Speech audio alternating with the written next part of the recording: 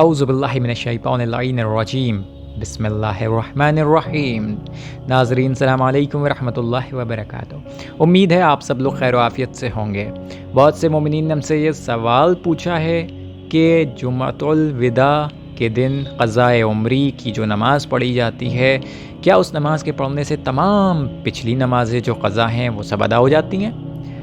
یہ بات کہاں تک درست ہے اور یہ نماز کہاں تک درست ہے؟ تو جی اس کا جواب یہ ہے کہ موجودہ تمام مراجع مجتہدین نے ایسی نماز، کوئی بھی ایسی نماز جو ہے وہ انہوں نے کہا ہے کہ ثابت نہیں ہے، اور ان کے نزدیک یہ نماز پڑھنے سے تمام پچھلی قضا نمازیں جو ہیں وہ پوری نہیں ہوتی ہیں اور ان کا بجا لانا ضروری ہے۔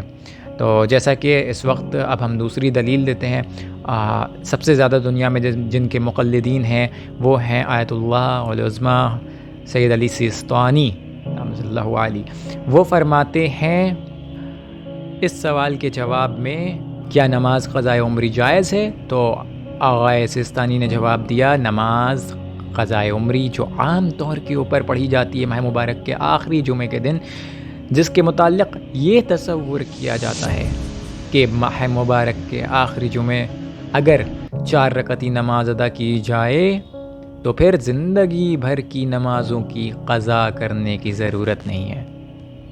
تو آقا سیستانی فرماتے ہیں یہ تصور، یہ خیال، یہ فکر بالکل غلط ہے، بلکہ جو پنجگانہ نمازیں کسی بھی بالغ اور عاقل انسان سے جان بوجھ کر یا بھول کر یا جہالت کی وجہ سے یا نیند کی وجہ سے چھوٹ جائیں، ان تمام کی قضا کرنا واجب ہے۔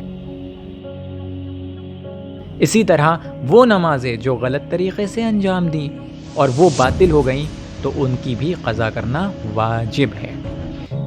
آقا سیستانی آگے فرماتے ہیں کہ اہل بیت علیہم السلام نے ایسا کوئی طریقہ نہیں بتایا ہے کہ جس کے بجا لانے سے تمام نمازوں کی قضا اس کی گردن سے ساقط ہو جائیں۔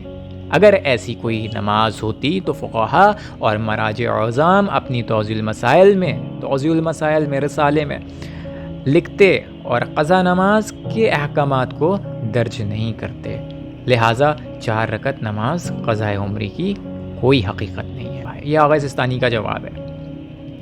میرے عزیزوں، میرے بھائیوں، میرے دوستوں، میری بہنوں، اگر ایسی کوئی نماز ہوتی تو لوگ سال بھر تک نماز ہی نہ پڑھتے، اللہ کے سامنے سجدہ نہ کرتے، اللہ کی عبادت نہ کرتے، اور پھر ماہ رمضان میں اس نماز کو پڑھ کر اپنی تمام نمازوں کو، قضا نمازوں کو پورا کر لیا کرتے۔ تو یہ عقلی لحاظ سے بھی یہ بات ثابت نہیں ہوتی، یہ بات منطقی طور کے اوپر بھی ثابت نہیں ہوتی ہے، تو لہٰذا اس چیز سے آپ کو اور ہم کو محفوظ رہنا چاہیے۔ فقط والسلام علیکم ورحمۃ اللہ وبرکاتہ۔